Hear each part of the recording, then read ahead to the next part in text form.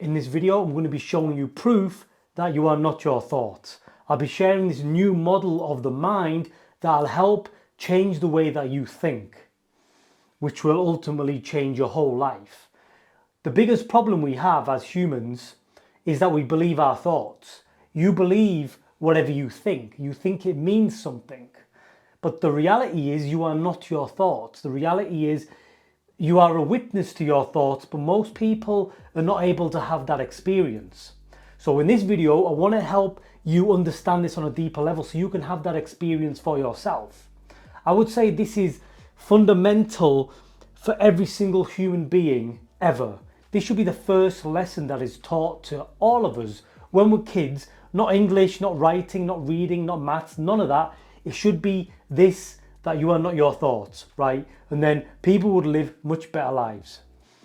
Also, this is going to be very helpful for you if you have any kind of mental health problems, anxiety, depression, maybe you have ADHD and you can't focus or concentrate. This is going to help you with all of them things. It's going to help you in every area of life, right? Because most of us believe our thoughts. I believe what I think, and a lot of the time my mind doesn't tell me things that I want to hear. And if I'm believing it, it's causing me a lot of suffering. So without further ado, let's get into this model. What this model is essentially going to show you is the difference between awareness and mind. Most people don't know the difference, or they do not experience the difference. And when you don't experience the difference between awareness and mind, the two get mixed up and you don't really know what or who you are, and that's when you get lost in thought. So let's first of all look at what is awareness. If you're into spirituality, you'll have heard this word a lot. Awareness is consciousness. It's that part of you that is just aware of everything that is happening. So I want you to imagine, using this model, your awareness is like this ball of energy. I've kind of tried to show it here. That's your awareness, this invisible ball of energy. And another way to think about this is it's like your attention. So wherever you send your attention, you are sending consciousness to that thing. So when you are reading a book, you are sending your attention to the words on the page, and then you are hopefully understanding what you are reading. When you are doom scrolling on your phone for the 20th time of the day, you are looking and sending your attention to that screen, which is then kind of stimulating you, making you feel good or getting you angry or whatever, right? Wherever you are sending your attention, you are almost bringing that to life. Okay, it's like that famous quote, where attention goes, energy flows. So that's another thing we can say about awareness, it's energy. Okay, it's as simple as that. It's like this invisible energy that you are directing to all different things in your life. Now, mind, the second part of this model, we can define mind with one simple word, okay? Content. This is just an invisible energy. Mind is content.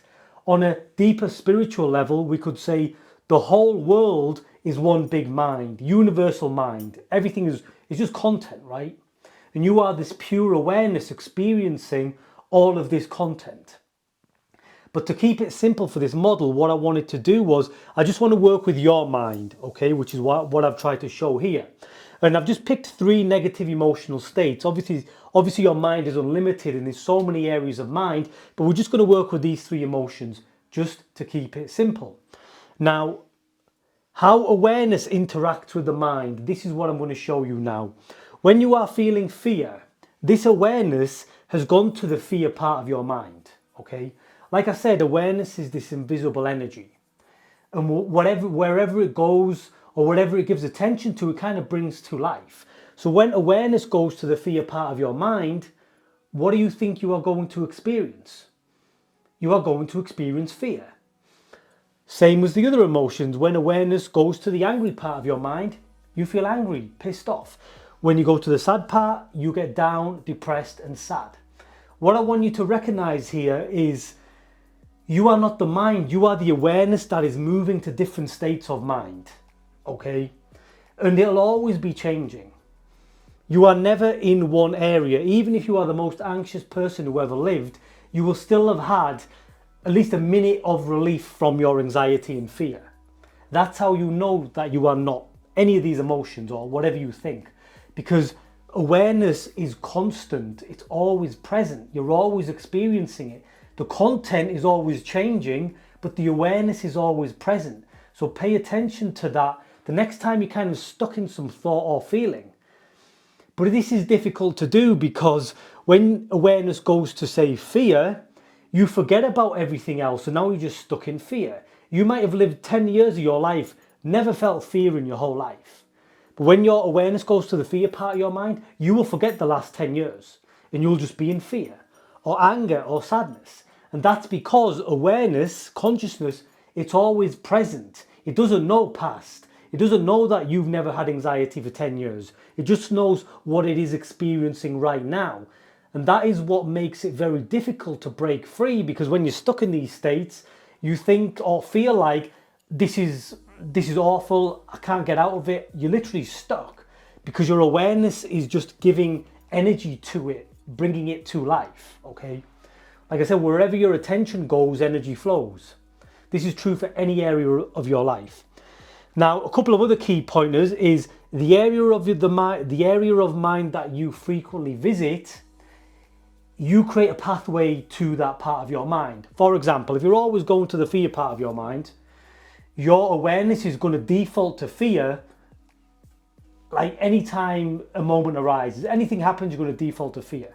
Or if you default to anger, your brain has made a pathway so awareness can easily travel to anger. Something happens, you're always getting triggered, you're always getting angry, okay?